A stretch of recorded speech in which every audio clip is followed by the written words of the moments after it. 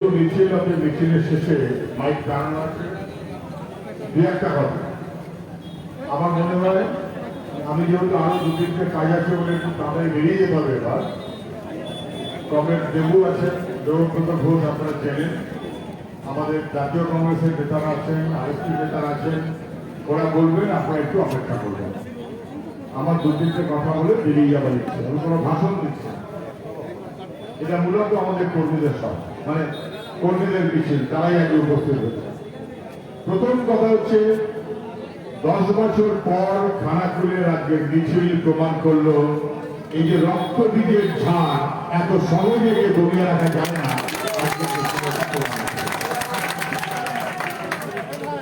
যারা মনে করছিলেন যে তৃণমূল মানে একটা ভয়ঙ্কর দারুণ এগিয়ে চলার শক্তি, তারা বুঝতে পারছেন তৃণমূল একটা বিমানের শক্তি, এবং তারা এটাও বুঝতে পারছেন তৃণমূল মানে আস্তে আস্তে বিজেপিতে যাওয়ার একটা বাহিনী। বিজেপির সবচাইতে বড় সাপ্লাই লাইন পশ্চিমবাংলায় তৃণমূল কংগ্রেস, যে বিজেপি কোনদিন বাংলায় মাথা তুলে দাঁড়াতে পারেনি, কখনো পারেন। সিদ্ধার্থ শঙ্কর রায় ছিলেন, কি জ্যোতিবাবু ছিলেন, কি বুদ্ধভট্টাচার্য ছিলেন মুখ্যমন্ত্রী, এক কাউন্সিলর যারা জিততে না পশ্চিমবাংলায় সেই বিজেপিকে ডেকে এনে 18টা এমপি আসন পাইয়ে দিয়েছে, যে তৃণমূল তাকে কোনো মতেই আমরা ক্ষমা করতে পারি না, ক্ষমা করা সম্ভব না। এই দুই শক্তিকে একই সঙ্গে বাংলায় পদানত করতে হবে, এ আমরা সবাই বুঝতে পারি। 3, বোঝা গেল যে তৃণমূলটা উবে যাওয়া শক্তি, কর্পূরের মতো রাস্তা উবে যাবে। কি করে বোঝা গেল? প্রত্যেকবার তৃণমূলের প্রার্থী নিয়ে কন্দল থাকে, এ হবে না ও হবে, ও হবে না সে হবে, তাই নিয়ে রাগ হয়, দুঃখ হয়। তারপরে দিদিমণির ছেলেরা একটা ভোট করে, অমনি ফোস করে থেমে যায়, যাকে আমার তো দিদিমণি মুখ্যমন্ত্রী হবে, অতএব যাই রাখতাম আমরা তৃণমূলে থাকলাম। আর এবারে আমরা কি দেখলাম, প্রার্থীপদ পছন্দ হয়নি বলে রাস্তায় অবরোধ, ভাঙচুর, আগুন জ্বালিয়ে দেওয়া, সরাসরি বুঝিয়ে দেওয়া। মমতা ব্যানার্জি, তোমার কথায় এখন আর তৃণমূল কংগ্রেস দলেও আমরা প্রতিনিধিত্ব করছি না। মমতা ব্যানার্জির কণ্ঠটা নেমে গেছে, ভেঙে গেছে। তার কারণ তৃণমূলের কর্মীরাও জানেন মমতা ব্যানার্জি আরেকবারের জন্য পশ্চিমবাংলায় মুখ্যমন্ত্রী হওয়ার যোগ্যতা হারিয়ে ফেলেছেন, আরেকবার তিনি মুখ্যমন্ত্রী হতে পারবেন না, এটা মানুষ বুঝে গেছে। এই যে এত রাগ দুঃখটা হতো না যদি তৃণমূল এমনও শক্তি হতো। এই রাগ দুঃখটা ভাঙচুরে চলে যাচ্ছে, কারণ তৃণমূল পর্যায়ের শক্তি বোঝা গেছে। 4, মনোনয়ন পায়নি বলে নয়, সেই কারণে দুঃখ, ফুপিয়ে ফুপিয়ে কান্না, এবং তারপর পদত্যাগ। জুটুলাহিনী 80 বছরের বেশি বয়স, তিনি রাগ দুঃখ করে কোথায় চললেন? মাস্টারমশাই রবীন্দ্র বাবু শিমুর ধ্বংস মনে করেছি যারা মাস্টারমশাই রাগে দুঃখে 85-90 বছর বয়স হতে চললো, কোথায় চললেন? সোনালিঙ্গ। মমতা ব্যানার্জির চিরকালীন সঙ্গী, মমতা ব্যানার্জির পায়ের কাছে দাঁড়িয়ে থাকতেন। কালকে দেখলাম দিলীপ ঘোষের পায়ে হাত দিয়ে প্রণাম করে বলছেন তৃণমূল করে অন্যায় করেছি, আমাদের আসল জায়গাটা বিজেপি, ফলে তৃণমূলের থেকে দলে দলে বিজেপিতে যাচ্ছে, আমরা দেখতে পাচ্ছি। এবার আপনি দেখুন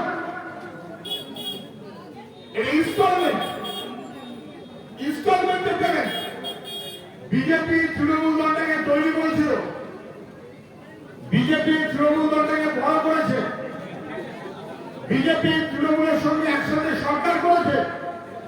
যেহেতু বিজেপি তৃণমূলটাকে তৈরি করেছে, তৃণমূল আজকে বিজেপিকে প্রতিদান দিচ্ছে এক একটা ইনস্টলমেন্টে।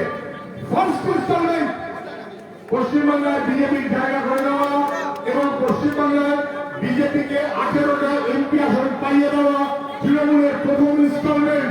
পুরস্কার দিয়েছে বিজেপিকে, প্রথম দফা ইনস্টলমেন্ট আমরা দেখেছি। দ্বিতীয় দফা ইনস্টলমেন্ট মাঝে মাঝে তৃণমূল থেকে দল ভেঙে চলে যাচ্ছে বিজেপিতে। কারোর নাম মুকুল রায়, কারোর নাম সুরেন্দ্র, কারোর নাম ইত্যাদি ইত্যাদি, ছিল তৃণমূল, হয়ে গেল বিজেপি। ইনস্টলমেন্টে বিজেপিতে যাচ্ছে।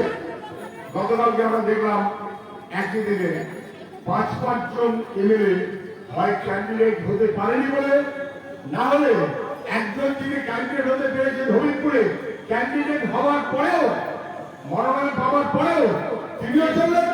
আর গোটা মালদার জেলা পরিষদ যেটা দখল করেছিল তৃণমূল, এখন সেটা আমার পুরো দখল হয়ে চলল বিজেপিতে। থার্ড ইনস্টলমেন্টে কালকে ৫ জন এমএলএ একসাথে দিলীপ ঘোষের পায়ে হাত দিয়ে বিজেপিতে জয়েন করলেন। আমি বলছি খেলা আভি বাকি হয়। যারা মনে করছেন তৃণমূলকে হারাবার জন্য বিজেপি হচ্ছে ৯০% তৃণমূল, তৃণমূলকে হারাবার জন্য বিজেপিকে সমর্থন দেওয়া যায় না। যারা মনে করছেন বিজেপিকে হারাবার জন্য তৃণমূলকে ভোট দেবো, আমি আগেও বলেছিলাম, লিখে রাখুন, বিজেপিকে হারাবার জন্য তৃণমূলকে ভোট দেওয়া মানে যদি তৃণমূলের কেউ বাই চান্স যেতে ৪৮ ঘন্টায় যেতে না যেতে বিজেপির ঘরে সে গিয়ে হাজির হয়ে যাবে। ৩টে ইনস্টলমেন্ট ইতিমধ্যে হয়ে গেছে। ফোর্থ ইনস্টলমেন্ট তৃণমূলের যে কটা এমএলএ ২-৫টা ৫-৭টা ৮-১০টা যে কটা যদি যেতে ২রা মে ৩রা মে একেবারে লক স্টক এন্ড ব্যারেল ত্রিপুরার মতন ইনস্টলমেন্টে বিজেপির ঘরে গিয়ে হাজির হয়ে যাবে। আপনি লিখে রাখুন, যদি বিজেপিকে ঠেকাতে হয়, তৃণমূলকে ঠেকাতে গেলে বাক্যথার কোনো বিকল্প নেই, সবাই জানেন। মাসের পর মাস, বছরের পর বছর এলাকা ছাড়া হয়ে থেকেছে আমাদের কংগ্রেসরা। আজকে যে ছেলেটা স্লোগান দিচ্ছিল, লালটুলা কি নাম বললো, বছরের পর বছর গ্রাজুয়েট ছেলে কি অপরাধ করেছে? আমি জানি যাদবপুর বিশ্ববিদ্যালয়ের ছাত্র বরাবর কংগ্রেস করতো, তারা তৃণমূল করতো। ওখানে বন্ধুদের সঙ্গে ঝগড়া করে বলতো আমি তৃণমূল। তারপর তৃণমূলের সরকার আসার পর সে তার বন্ধুদের করেছে সর্বনাশ করেছি। আমি তৃণমূল দলটা তৈরি করেছিলাম, আমি এসএসসি পরীক্ষায় পাস করেছি, টাকা দিতে পারিনি বলে আমার চাকরি হচ্ছে না। আমি চিরকাল তৃণমূল করে অপরাধ করেছি, বাংলার যুব সমাজের বিরুদ্ধে আমি আমার অপরাধ স্মরণ করবো। ভাঙাগুড়ের মানুষ এসব অভিজ্ঞতা আমাদের আছে, পাড়ার পাঠা আসা হয়েছে, পাড়ার পাঠা আসে না বুঝবার আমাদের কোনো কারণ নেই। সে লড়াইটা মানুষের জীবন জীবিকার লড়াই, মানুষের রুটি রুজির লড়াই, মানুষের বেঁচে থাকার লড়াই, পঞ্চায়েতের অধিকার রক্ষার লড়াই। নামপত্রা ছাড়া অন্য কেউ পারে না, অন্য কেউ করতে পারে না। তৃণমূলের বিরুদ্ধে লড়াইয়ের মূল শক্তি নামপত্রীরা সবাই জানেন। আজকে কি প্রমাণিত হয়ে গেল? আজকে প্রমাণিত হয়ে গেল তৃণমূলকে হারাবার জন্য যদি কেউ মনে করে থাকেন বিজেপি, ভুল। বিজেপিকে হারাবার জন্য যদি কেউ মনে করে থাকেন তৃণমূল, ভুল। বিজেপি দলটাকে ঘাড়ে করে টেনে নিয়ে এসেছে তৃণমূল, কিন্তু বিজেপিকে ঠেকাবার হিম্মত তৃণমূলের নেই। বিক্রি হয়ে চলে গেছে, দলে দলে বিক্রি হয়ে চলে গেছে। ২রা মে ভোটের রেজাল্ট বেরোলে কেউ কেউ বলছেন ত্রিশঙ্কু হবে না। তৃণমূল বিজেপি বিজেপি তার বিরুদ্ধে মানুষের লড়াই। বিজেপি হারবে, তৃণমূল হারবে, বিজেপি হারবে, সংযুক্ত মোর্চা জিতবে, এই সন্দেহের কোনো কারণ নেই। ওরা ত্রিশঙ্কুর গল্প নেই। তা সত্ত্বেও যদি কেউ মনে করে থাকেন, কাগজে বলছে, টিভিতে বলছে একটা ত্রিশঙ্কু হলে কি হবে, কোনো চান্স নেই। অঙ্কের খাতের আপনি যদি ধরে নিই যে ত্রিশঙ্কু হলো কিছু একটা, তার মানে বিজেপি একা জিতবে না, অর্থাৎ ত্রিশঙ্কু। তৃণমূল একা জিতবে না, অর্থাৎ ত্রিশঙ্কু হবে না। যদি বাই চান্স কখনো পশ্চিমবাংলায় ত্রিশঙ্কু হতো, তাহলে আপনি শুনে রাখুন, ২রা মে দুপুর ২টোর সময় সবের রেজাল্টে ট্রেন বেরিয়েছে যে তৃণমূল হেরে গেল, বিজেপি আর পেয়ে উঠছে না। যে মুহূর্তে হবে মমতা ব্যানার্জির দূত নরেন্দ্র মোদীর ঘরে পৌঁছে যাবে, গিয়ে বলবে আমি রেলের মন্ত্রী ছিলাম, আমার পরের রেলের মন্ত্রীর নাম দীনেশ দ্বিবেদী, তারপরের রেলের মন্ত্রীর নাম মুকুল রায়। আমি তো আমার কি অপরাধ করেছি? আমি তো মুকুল রায়কে বিজেপিতে পাঠিয়ে দিয়েছি, আমি তো দীনেশ দ্বিবেদীকে বিজেপিতে পাঠিয়ে দিয়েছি। আমার সিটটা বিজেপির ঘরে বুকিং করা আছে। ২রা মে তৃণমূল বিজেপি একসাথে দাঁড়াবে। আমাদের নিশ্চিত করতে হবে যাতে তৃণমূল এবং বিজেপি অর্ধেকের চাইতে কম জায়গায় থাকেন, খানাগুলোর মানুষরা নিশ্চিত করবেন, সংযুক্ত মোর্চা বাংলার দায়িত্ব নেবেন এবং 2021 ফিরে এসে কঠিন কাজ, 4-5টা কাজ বাকি সব পরে কিভাবে আমরা নির্দিষ্ট করবো। 2021 ফিরে এসে 2021 সরকারে ফিরে এসে খুব বেশি হলে 15 দিন সময় নেব। চোখরাঙানি, মাস্তানি, তোলা আদায়, দোকানদারদের উপরে হামলাবাজি, 15 দিন সময় নেব। পশ্চিমবাংলার মাটি থেকে তোলাবাজিকে উচ্ছেদ করবো।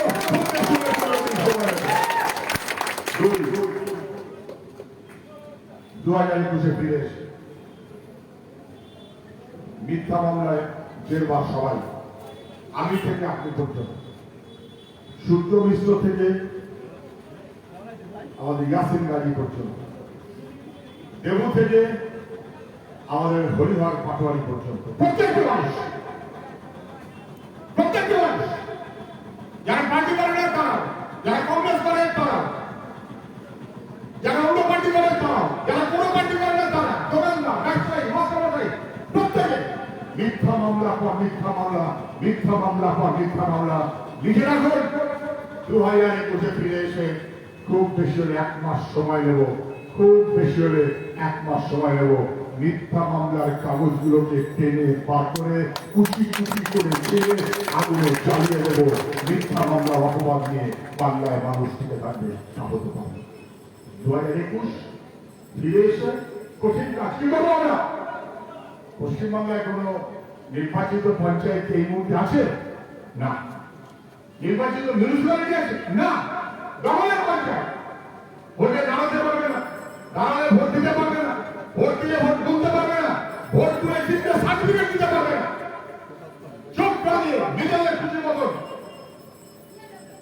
পঞ্চায়েত দখল করেছে, মিউনিসিপ্যালিটি দখল করেছে, অন্য দলের জিতে থাকা পঞ্চায়েত তাকে পর্যন্ত দখল করেছে। তাই নিয়ে 100 দিনের কাজে অথবা পরের কাজে সব থেকে লুটপাট চালিয়েছে। 2021 ফিরে এসে খুব বেশি হলে 3 মাস সময় নেব। দখলের পঞ্চায়েত হাত ধাক্কা দিয়ে ফেলে দেবো। নতুন করে নির্বাচন করবো। মানুষের পঞ্চায়েত, মানুষের পৌরসভা আমরা বাংলায় আরেকবার নতুন করে পুরো প্রতিষ্ঠিত করবো। শান্তি চাই, সম্প্রীতি চাই, মানুষের মধ্যে বিভাজন নয়, ঐক্যবদ্ধ মানুষ আগেকার মতন ঐক্যবদ্ধ ভালোভাবে চলবেন। কৃষকের ফসল তার অধিকার তাকে রক্ষা করবেন, শ্রমজীবী মানুষ তার অধিকারকে রক্ষা করবেন। আমাদের লেখাপড়া যারা ছেলে কম লেখাপড়া, বাইরের লেখাপড়া, বেশি লেখাপড়া, তাদের প্রাপ্তার যোগ্যতা অনুযায়ী কাজের বন্দোবস্ত করতে হবে। এটা হতে পারে না। প্রত্যেক বছরের টেট পরীক্ষা, এসএসসি পরীক্ষা, পাবলিক সার্ভিস কমিশনের পরীক্ষা, গত 7 বছর ধরে টেট পরীক্ষা মানে কেলেঙ্কারি চলছে। 7 বছর হয়ে গেল, school service commission upper primary কোনো নিয়োগ নেই। 10 বছর হয়ে গেল, পাবলিক সার্ভিস কমিশন ক্লার্কশিপ কোনো পরীক্ষা নেই। অনেক দূরে দাঁড়িয়ে আছে। আপনার বন্ধু যুবক, পরিচিত যুবক, সে রাজনীতিতে সিপিএম করুক, আরএসপি করুক, কংগ্রেস করুক, আইএসএফ করুক, তৃণমূল করুক, বিজেপি করুক, কে কোন দল করে দেখবেন না, যুবকের হাতে হাত মিলিয়ে বলে দিন 2021 সংযুক্ত মোর্চা ফিরে এসে যেমন অতীতে ছিল তেমন প্রত্যেক বছর টেটের পরীক্ষা হবে, স্কুল সার্ভিস কমিশনের পরীক্ষা হবে, পাবলিক সার্ভিস কমিশনের পরীক্ষা হবে, স্বচ্ছতার সাথে নিয়োগ হবে। পশ্চিমবঙ্গের 0 পদ, সেই 0 পদে নিয়োগ হবে। 2000, 4000, 5000 টাকার কন্ট্রাকচুয়াল না, তাদের জন্য ন্যূনতম বেতন করে বন্দোবস্ত করবে 2021 ফিরে এসে বামপন্থীরা। কথা দিন, যুবকদের কথা দিন।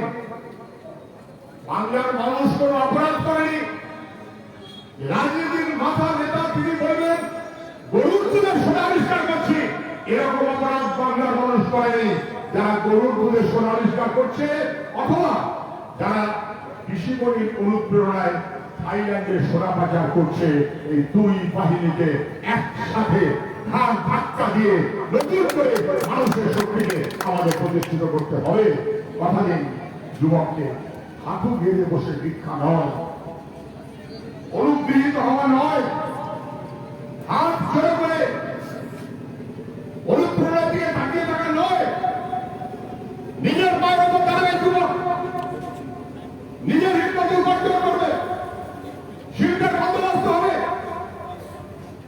নিজের পায়ের উপর দাঁড়িয়ে তার ভবিষ্যৎটাকে রচনা করবে আমাদের রাজ্যের যুবক। আপনি লিখে রাখুন, কথা আমার অনেক স্পষ্ট। ইংরেজিতে বলে ডিগনিটি, ডিগনিটি, ডিগনিটি। ডিগনিটি মানে আত্মমর্যাদা। কৃষকের, যুবকের, শ্রমিকের আত্মমর্যাদাকে ওরা কেড়ে নিয়েছে। যুব সমাজের কাছে আমাদের বলতে হবে 2021 ফিরে এসে যুবকের ডিগনিটি, মর্যাদা, অধিকার আমরা ফিরিয়ে দেব। নতুন বাংলা আমরা করব, তার ব্যবস্থা আমরা করব। আর লুটেরা এবং তোলাবাজ যারা ঘুরে বেড়াচ্ছে লাল আলোর গাড়ি দিয়ে সব কটাকে ধরে জেলের কাগজের মধ্যে পুড়ে দিয়ে তাই আমরা নতুন পশ্চিমবাংলা করবার শপথ দেব। সেই মনোভাব থেকে আপনারা সবাই চলবেন। সবাইকে অভিনন্দন জানিয়ে আমার কথা আমি শেষ করছি। নমস্কার, ভালো থাকবেন।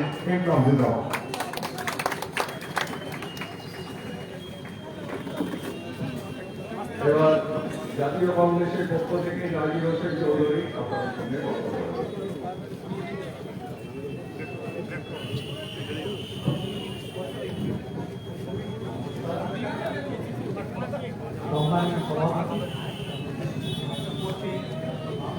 পরিষদীয় বিধানসভা দীপেন্দা ধরো ধরো ধরো ধরো ধরো ধরো ধরো বেরিয়ে যাচ্ছে, আমি যাচ্ছি, তুমি ধরো, মোবাইলটা নিয়ে যাচ্ছি, সামনেটা খুলে যাবে আমার এটা। আনাপুরের অগণিত জনতা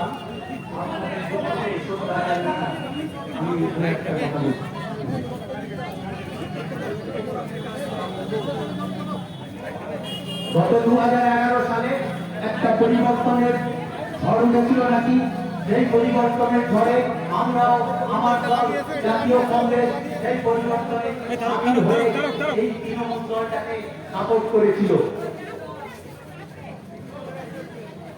আমাদের সমস্ত বাংলার কংগ্রেস কর্মীদের সঙ্গেও খানাপুরের কংগ্রেস কর্মীরা একটা ব্যথা, একটা বেদনা চেপে নিয়ে সেদিন তৃণমূলকে সমর্থন করেছিল। একথা বলতে আমাদের আজ কোনো দ্বিধা নেই। তারপরে কি দেখলাম? আমরা দেখলাম তৃণমূল নেত্রী কলকাতা থেকে একজন ব্যবসায়ীকে খানাকুলে প্রার্থী হিসাবে পাঠিয়ে দিলেন। তিনি না চেনেন খানাকুলের ইতিহাস, না চেনেন খানাকুলের ভূগোল, কোনো কিছু না জেনে খানাকুলে এসে প্রার্থী হয়ে গেলেন। তারপর খানাকুলের শান্তপ্রিয় মানুষ, খানাকুলের অতিথিবৎসল মানুষ সেই বিধায়ককে দুহাত ভরে আশীর্বাদ করলো। তার পরিবর্তে খানাকুলের মানুষ কি পেল? কিছুদিন পরেই দেখলাম উনি বললেন খানাকুলের মানুষ সব কাঙাল, মানে ভিখারি। এত বড় অপমান খানাকুলের মানুষকে উনি করলেন। এখান থেকে বিধায়কের সার্টিফিকেট নিয়ে একজন বিধায়ক যখন তার বাড়িতে গেছে, খানাকুলের কোন মানুষকে দিকে নিয়ে উনি কিন্তু দরবার নিয়ে তাদেরকে দূরে ঠেলে দিয়েছে এবং তাদেরকে তাড়িয়ে দিয়েছে। সে কথা খানাকুলের মানুষ কিন্তু বলেনি।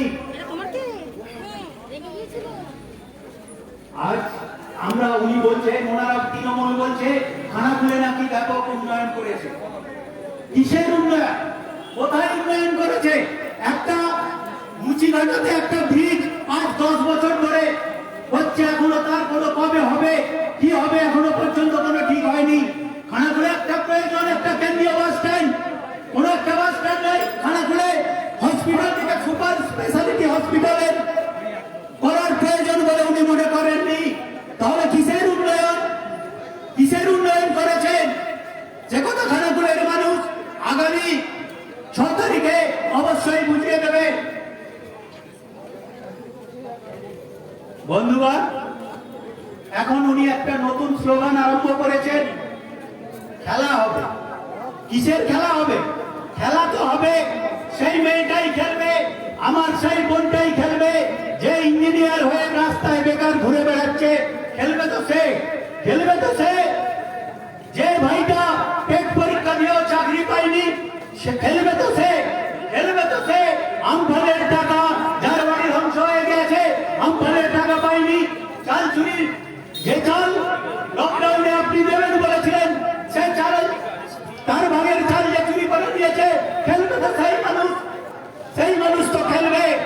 আপনি কি খেলবেন? খেলবে তো বাংলার মানুষ খেলবে। কিন্তু বন্ধুগণ, আপনারা কিন্তু একটা এই তৃণমূল সরকারকে হাঁটাতে গিয়ে একটা উগ্র সাম্প্রদায়িক দলকে ডেকে আনবেন না। 2014 সালে যে সাম্প্রদায়িক শক্তি ভারতবর্ষের বুকে ক্ষমতায় এসেছিল, সেই সাম্প্রদায়িক শক্তি এখন দিদির সঙ্গে গঠন করে এখন বাংলাকে শক্তি ভিত্তি করে বাংলায় ক্ষমতায় আসতে চাইছে। তার দোষর হয়েছেন আমাদের দিদি। তাই আমি আপনাদেরকে ছোট্ট করে কিছু বলবো না, ছোট্ট করার মধ্যে বলতে চাই, আগামী 6 তারিখে পশ্চিমবাংলায় যে নির্বাচন আসছে, এই নির্বাচনে এই দিদির দল তৃণমূল আর এই শুক্র সাম্প্রদায়িক দল বিজেপিকে হটাতে আপনারা গণতান্ত্রিক এবং আইএসএফ এর মধ্যে যে জোট হয়েছে, কংগ্রেস এবং আইএসএফ এর যে জোট হয়েছে, সেই জোটকে ভোট দিয়ে বিপুল ভোটে জয়ী করে আবার ক্ষমতায় ফিরে আনুন। আজ এই ছোট্ট সময়ে আর বেশি কিছু বলছি না। যাই হোক, প্রত্যেককে আমার জাতীয়তাবাদী অভিনন্দন জানিয়ে, জাতীয় কংগ্রেসের পক্ষ থেকে জাতীয়তাবাদী অভিনন্দন জানিয়ে আমার এই ছোট্ট বক্তব্য শেষ করছি। জয় হিন্দ, বন্দে মাতরম, জাতীয় কংগ্রেস জিন্দাবাদ, বাম কংগ্রেস জোট ঐক্য জিন্দাবাদ। বন্ধুরা, আপনারা যারা একটু দাঁড়িয়ে আছেন, একটু বলবেন আমাদের পার্টির রাজ্য কমিটির সদস্য এবং জেলা কমিটির সম্পাদক দেবব্রত ঘোষ আছে, তারপরে শেষ করব। এখন আপনাদের সামনে বক্তব্য রাখবেন আরএসপি জেলা কমিটির সম্পাদক কমরেড মিন্ময় সেনগুপ্ত। আমি আহ্বান জানাচ্ছি। কমরেড সভাপতি, মঞ্চে উপস্থিত বাম এবং কংগ্রেসের নেতৃত্ব এবং খানাকুলের নাগরিকবৃন্দ, রাজহাটি থেকে মিছিল করে এসে আজকের এই সভা হচ্ছে। সময়টা মিছিল করার পক্ষে উপযুক্ত নয়, রাজনৈতিক কারণের জন্য নয়, কারণ খানাকুলের প্রধান যে ফসল আলু, সে আলু খোলার সময় কৃষকরা মাঠে ব্যস্ত। সেই মাঠের কাজ ফেলে রেখে কৃষকরা, কয়েক হাজার কৃষক আজকের এই মিছিলে যোগদান করেছে। আলু খোলার কাজ ফেলে এসে কৃষকরা যোগদান করেছেন। এই কারণে আজকের এই মিছিল বার্তা দিচ্ছে তৃণমূল কংগ্রেস সরকারের কাছে। কিছুদিন আগে তৃণমূল কংগ্রেস সরকারের কৃষি দপ্তর একটি বিজ্ঞপ্তি জারি করে আলু চাষীদের জন্য দরদি নিজেদের প্রমাণ করেছেন। তারা বিজ্ঞপ্তি জারি করে বলছেন যে 6 টাকা কেজি দরে নাকি আলু হিমঘরে কিনতে হবে ন্যূনতম সহায়ক মূল্য।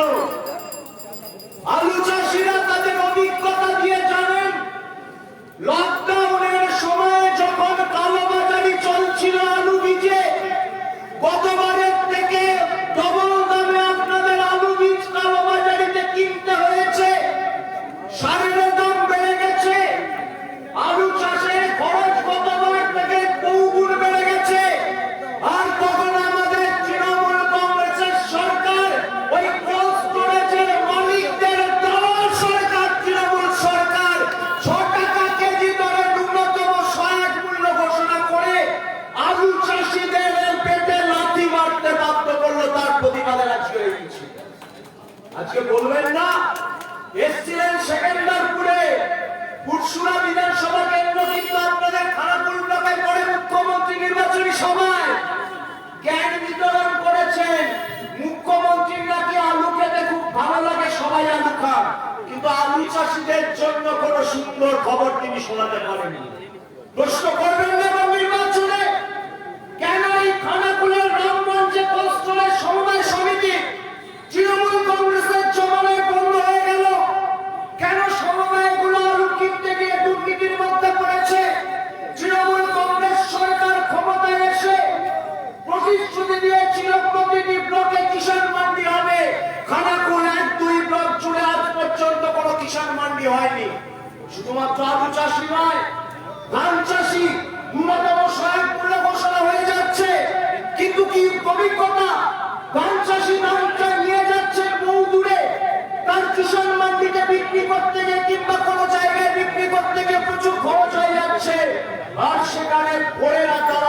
করছে, তোলাবাজরা দালালি করছে, কাঠমারি ঘোড়া দালালি করছে।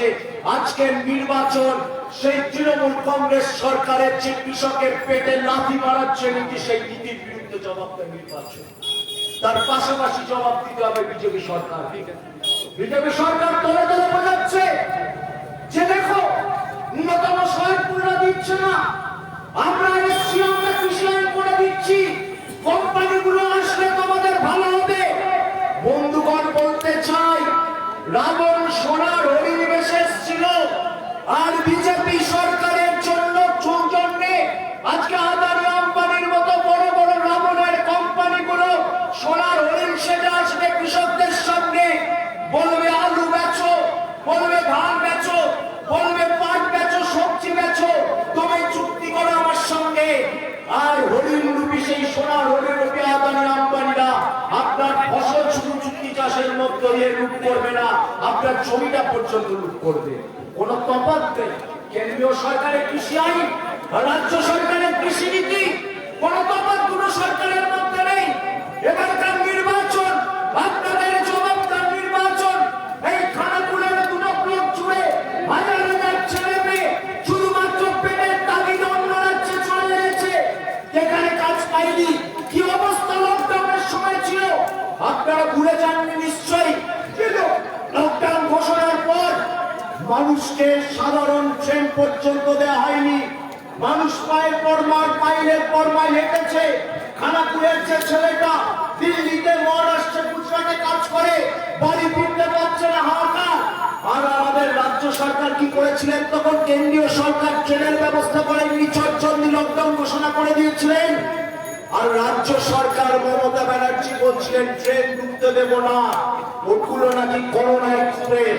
ঘরের ছেলেকে চাকরি দিতে পারেনি, লকডাউনে বাড়ি ফিরতে দেয়নি। সেই লকডাউনের সময় দাঁড়িয়ে একমাত্র বামপন্থীরাই খানাকুলের বুকে দাঁড়িয়ে একের পর এক বিভিন্ন জায়গায় পরিযায়ী শ্রমিকরা ফিরে আসছে, গুজব রটছে, আমাদের মানুষের মধ্যে ঘরের ছেলে গায়ে ফিরছে, মানুষ কুচকে দেওয়া হচ্ছে। সেই জায়গায় দাঁড়িয়ে রান্না করা খাবার ত্রাণবিলি, আমপানের ত্রাণবিলি থেকে শুরু করে সেই মানুষগুলোর পাশে এই খানাকুলের বুকে সাধারণ মানুষকে নিয়ে বামপন্থীরা সেদিন দাঁড়িয়েছিল। আর তৃণমূল আর বিজেপি কি করেছিল? আজকে আপনাদের গাড়ি করে নিয়ে যাচ্ছে আর হেলিকপ্টার চলে ভাষণ দিতে আসছে। বিজেপির বড় বড় নেতারা, তৃণমূলের বড় বড় নেতারা, এবারকার নির্বাচনে আপনাকে জবাব দিতে হবে না যে আপনারা এখন গাড়ি চাচ্ছেন, আমাদের গাড়ি করে নিয়ে যাচ্ছেন আমাদের মিটিং মিছিলে ভিড় বাড়ানোর জন্য। আর আমার ঘরের ছেলে যখন ঘরে লকডাউনে ফিরতে পারছিল না, তখন একটাও তো গাড়ির বন্দোবস্ত আপনারা করেননি। এখন ভোটের বাজারে এসে আপনাদের গাড়ি দেখাচ্ছেন, সেই জবাব এবার নির্বাচনে দিতে হবে। একই সরকার, দুটো সরকার, নীতির কোনো তফাৎ নেই। দুদিন আগে মোদিজি ব্রিগেডের মিটিং করে ভাষণ দিয়ে গেছেন, তিনি নাকি বড় খুশি হয়েছেন, ব্রিগেডের এত বড় মাঠ দেখে খুশি হয়েছেন। বন্ধুগণ, উনি অত বোকা নন, উনি খুশি ভিড় থেকে হননি, ওই ব্রিগেডের অত মাঠ, বড় মাঠ থেকে খুশি হয়েছেন। কারণ মোদিজির একটা বড় রোগ হচ্ছে, যা দেশের সম্পত্তি আছে তা তিনি বেঁচে দেন। এত বড় মাঠ তিনি দেখেছেন, তিনি খুশি হয়েছেন ব্রিগেডের মাঠটা বেঁচে দেওয়ার জন্য। কারণ কেন্দ্রীয় সরকারের আয় হচ্ছে দেশের সম্পত্তি বেঁচে দেয়া, আর রাজ্য সরকারের আয় মূল উৎস হচ্ছে কি? মদ বেঁচে দেয়া।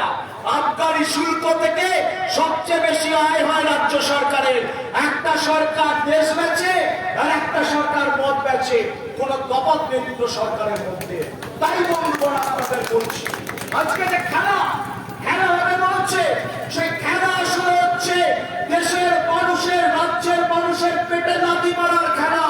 তার বিরুদ্ধে আমরা বলছি খেলা হবে না, দিন বদলের লড়াই হবে। সেই লড়াইটাকে এগিয়ে নিতে গেলে সংযুক্ত মোর্চার সরকারকে জয়ী করুন, এই আহ্বান জানিয়ে আমি আমার বক্তব্য এখানে শেষ করছি। ইনকিলাব জিন্দাবাদ, সংযুক্ত মোর্চা জিন্দাবাদ।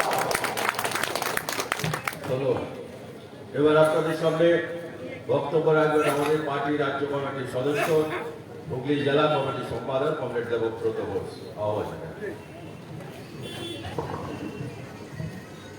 কমরেড সভাপতি এখানে উপস্থিত জাতীয় কংগ্রেস, আইএসএফ, তাদের নেতৃবৃন্দ, অনেকক্ষণ ধরে মিছিল হয়েছে, অনেকক্ষণ ধরে সভা হয়েছে। বেশি কথা বলার কিছু নেই। আপনারা অনেক কথা এখানে শুনেছেন বক্তাদের মুখে। আমি শুধু আপনাদের কাছে বলতে চাই, লড়াইয়ের ক্ষেত্র প্রস্তুত। এই লড়াইকে জোরদার করতে হবে। আমাদের এবার একা আমরা লড়াই করছি না, শুধু সিপিআইএম লড়াই করছে না, শুধু বামপন্থীরা লড়াই করছে না। এবার বিজেপি এবং তৃণমূলের বিরুদ্ধে পশ্চিমবাংলায় যারা আছেন তাদের সবাইকে নিয়ে আমাদের লড়াই হচ্ছে। আমাদের এই লড়াইতে জাতীয় কংগ্রেস আছে, আমাদের এই লড়াইতে আইএসএফ আছে, আমাদের এই লড়াইতে আরো অনেক শক্তি আছে। আমাদের আগামীকাল সম্ভবত আমাদের প্রার্থী ঘোষণা হবে। আমি আপনাদের কাছে অনুরোধ করতে চাই, যে দলই এখানে নির্বাচনে লড়াই করুক না কেন, যে প্রার্থী নির্বাচনে লড়াই করুক না কেন, সংযুক্ত মোর্চার পক্ষে আমাদের ঐক্যবদ্ধভাবে সবাইকে এই নির্বাচনের মুখোমুখি হতে হবে। কারণ আমাদের সামনে এখন বড় চ্যালেঞ্জ, আমাদের সামনে পাখির চোখ এ রাজ্যের তৃণমূল কংগ্রেসকে পরাজিত করা। আমাদের সামনে পাখির চোখ এ রাজ্যে বিজেপিকে ঠেকানো। তৃণমূল কংগ্রেসকে না হারালে বিজেপিকে ঠেকানো যাবে না, আর বিজেপিকে না ঠেকাতে পারলে তৃণমূল কংগ্রেসকে হারানো যাবে না।